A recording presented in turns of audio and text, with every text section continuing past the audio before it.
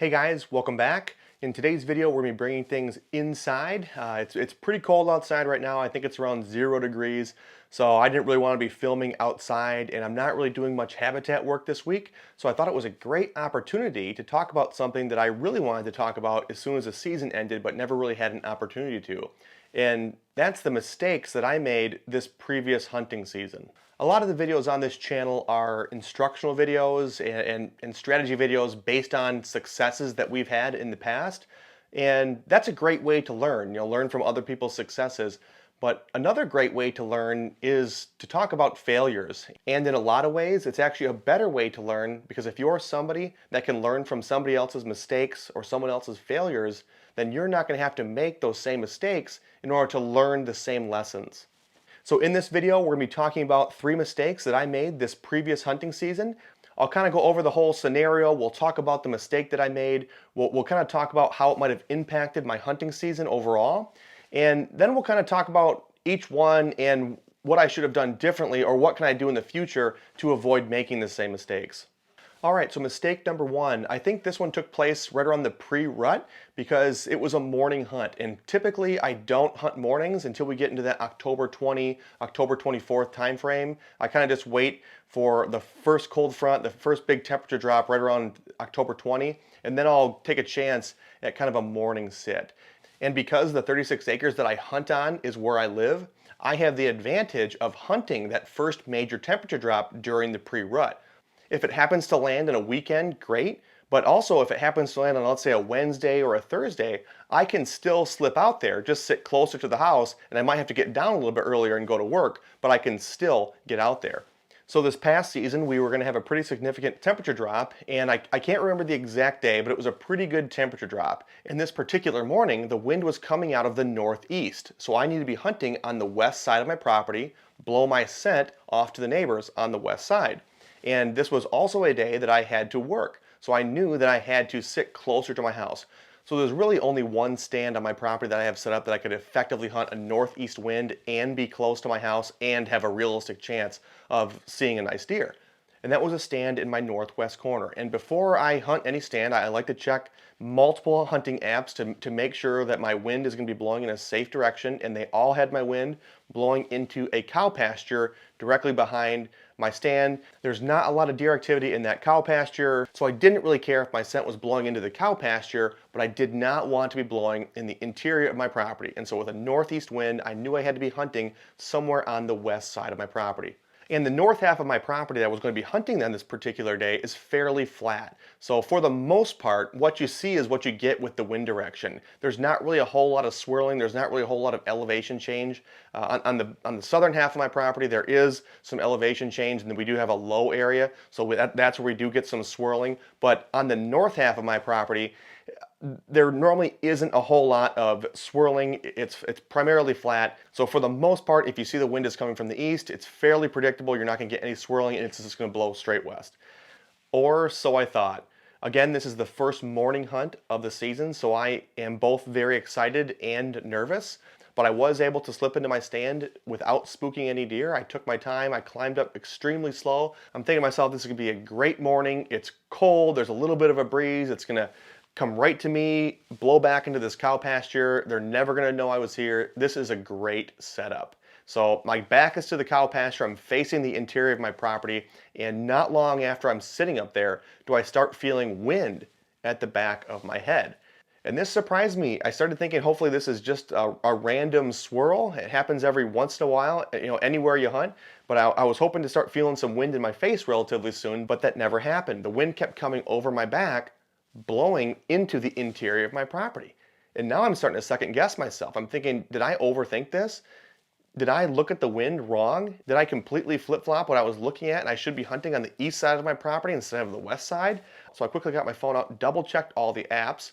Everything said my wind is going to be blowing into the cow pasture, but it's not.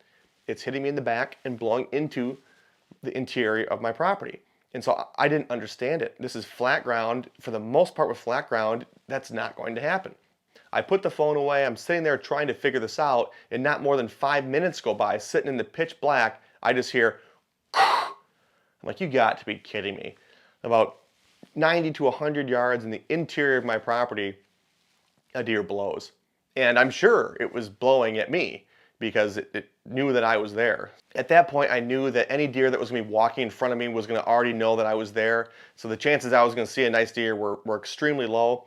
So in order to try to preserve my property and the remainder of my hunting season, I just got down and went back inside.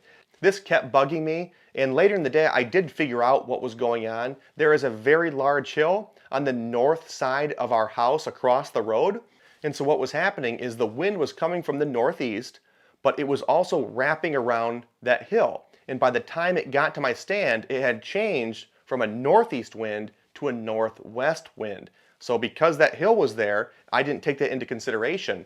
The wind changed from northeast and it wrapped around that hill and switched to a northwest wind. So I should have been hunting on the east side of my property that morning. And I won't be making that same mistake on a northeast wind again. With a straight east wind, that does not happen. My wind blows right into that cow pasture. But that was the first time I hunted that stand with a northeast wind, and unfortunately I did not do my homework. And what I mean by homework is what I should have done is sometime during the off season, whether it's right now, hopefully not right now, it's when it's freezing outside, but when you have free time and you're at your property, start looking at the wind direction and which stands you're going to be hunting with particular winds. Bring some milkweed seeds with you, and then drop those milkweed seeds from your stand to see how the wind is actually moving through that area under those certain wind conditions. I had hunted that stand with an east wind before, and everything was fine. Again, this is flat ground. It would come from the east, hit me in the face, blow over my shoulder to the cow pasture straight west. Everything's fine. But I had never checked a northeast wind before, and that got me in trouble this season.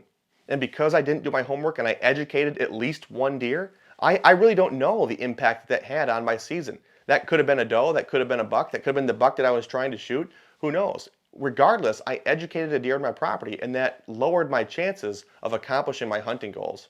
So the lesson to be learned from this particular scenario is always double check to see how the wind is moving by every single one of your stands during the off season. You can look at the apps, and those are a great place to start, but they don't always give you the full picture. So I would recommend on going out to a stand where the wind is consistent with the day that you're going to be hunting that stand, bring your milkweed and just double check to see how that wind's moving through the area.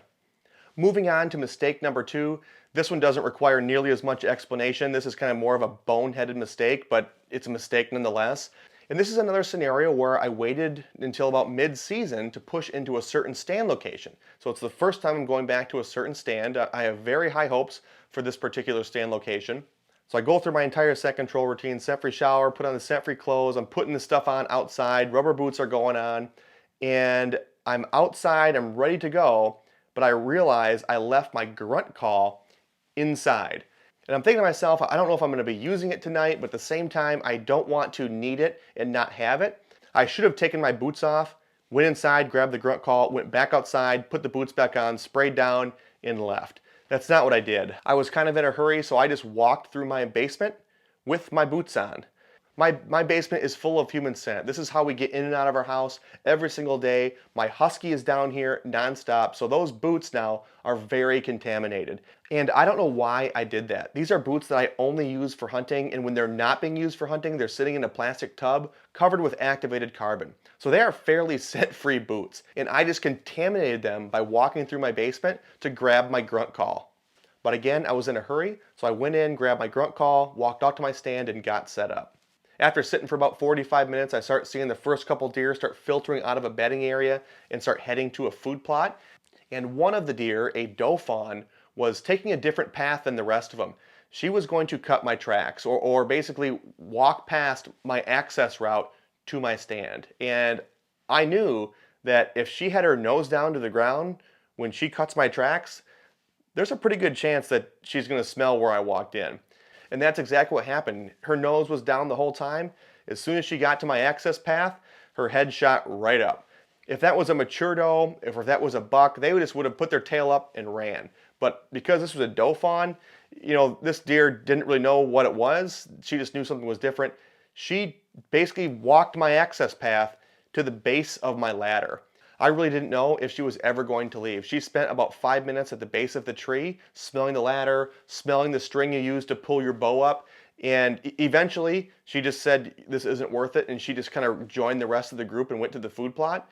And while this is going on, all that's running through my head is I just ruined this stand maybe for the rest of the season, because I made the boneheaded move of walking through my basement with my boots on. Just because that particular deer didn't spook and didn't spook all the other deer that she was with, that doesn't mean that a deer, 2 hours after I left, didn't do the same thing. What if the buck that I'm trying to shoot walks by that stand the next day when I'm not there? Your scent doesn't leave the woods when you do. That's going to be there for several days, especially if it doesn't rain. So any deer that passed my access trail had a pretty darn good chance of knowing that I was there. And if they know that I was there after having the place to themselves for 2 months, they're not going to use the area the same way. They're going to be much more cautious. Those older bucks, they might not even move through there during daylight at all. You don't really know. And every deer is going to act a little bit different. You know, that doe fawn, she knew something was different, but then she went right back with the group that she was with. But I can guarantee you, if that was her mom that smelled my tracks, they would not be heading to the food plot. They'd be heading back to the bedding area. And if that was one of the older bucks that was using my property this year, he might not come back during daytime. It might take him a week, 2 weeks to get comfortable again to be using that area during daytime. So the lesson from this mistake is not only is your scent control routine so important, and that's an entire video in itself, but more specifically, your boots. Your boots are so important. And this is why it's so important, if you're able to do it, to have a separate set of rubber hunting boots that you don't use for anything else. That means you're not driving with them, you're not walking around the gas station with them, you're not leaving hunting camp and going to the bar with them on. They're just used to walk to the stand and from the stand. That's it. Other than that, they're living in a plastic tub. Again, using them just for hunting. The last mistake that I wanted to talk about in this video isn't necessarily a mistake, mainly because I don't know if I'm going to be doing anything differently next year, but I did still want to talk about it because it was a failure. And it does tie into an overall hunting strategy that I have for the early season.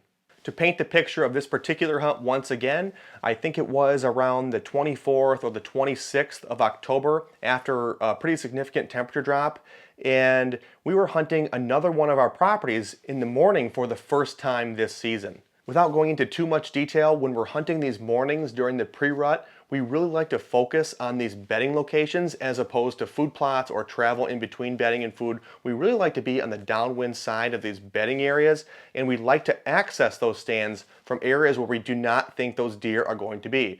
Really, we're just trying to be away from where those deer are, which is in those fields, in those food plots. So when you're walking to your stand locations, regardless of if it's a morning hunt or an afternoon hunt, you don't want to be walking where the deer are. So that's what I did this particular morning. I had a pretty good idea where those deer were going to be and where they wanted to go. So I came from the opposite direction. I snuck into my stand. I was in there very early.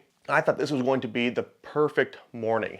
This is a stand that I've harvested some pretty nice deer in the past, and I just had really high hopes for this particular morning based on the location, based on the temperature, based on the fact that we had never been there yet that year. So, all the stars were aligning, and I just thought this was gonna be a great morning. And for the most part, it was a great hunt. I saw a lot of deer. I saw quite a few bucks. I just did not see the deer that I wanted to shoot. There was one particular deer that we were targeting on that property, and I did not see him. But the more you hunt, you realize that, that's just a part of hunting. It's not going to happen every single time.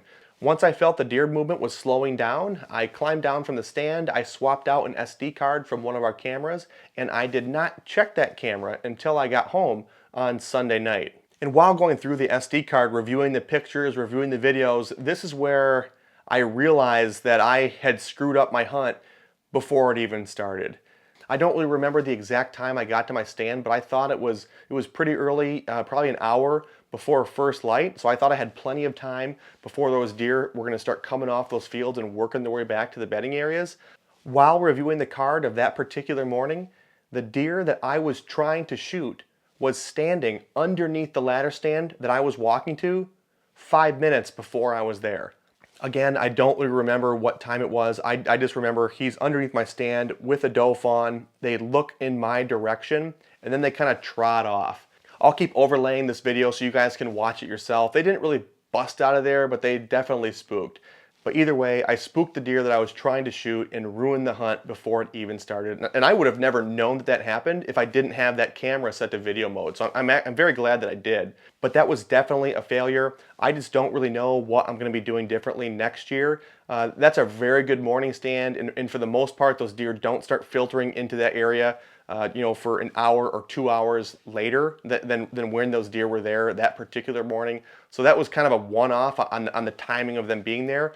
I need to review that camera and other cameras in the area to get a better idea on when those deer are moving through that location. And if for some reason they're moving earlier than I thought, then I just need to access my stand a little bit later when it's just starting to get light, just to reduce my chances of spooking deer. And the main reason that I wanted to share that story with you, besides just the fact that it was a failure, was because it ties into one of my early season hunting strategies. And that's that I do not hunt very many mornings during the early season for that particular reason.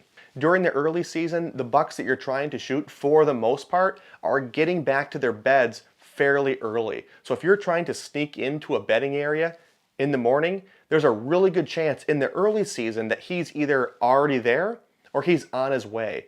So if you're trying to hunt his bed in the early season, you just have a really good chance of either bumping that deer out of his bed or bumping him as you're walking in. During the pre-rut, that's when these bucks are checking on these does, and they're spending a little bit more time at those food plots, hanging out by those doe family groups, trying to figure out who's going to be the first one to come into estrus. They really like to keep tabs on these doe family groups. And so again, they're spending a little bit more time out in the fields, in the food plots, and they're getting back to their beds a little bit later. And this gives you a great opportunity to sneak in there in the morning to catch him as he's moving back to his bed. And that's what I was trying to do on that particular morning, but unfortunately, even on October 24 or October 26, wherever the day was, he was already standing there an hour before first light.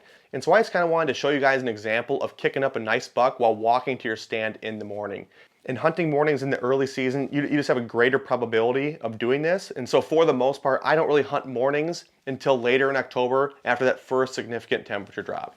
And guys, this is just my very conservative approach, and it works for me. But just because it works for me does not necessarily mean that it's going to work for everybody. I know people that are extremely aggressive, and they also have fairly consistent success. So try to take in as much information as you can from as many people as you can. It's only going to make you a better hunter as you learn from their successes and their failures. Hopefully this video was helpful. If you guys do have any questions whatsoever, please drop them in the comment section below. I'll get back to those as soon as I can, and we will see you guys in the next video.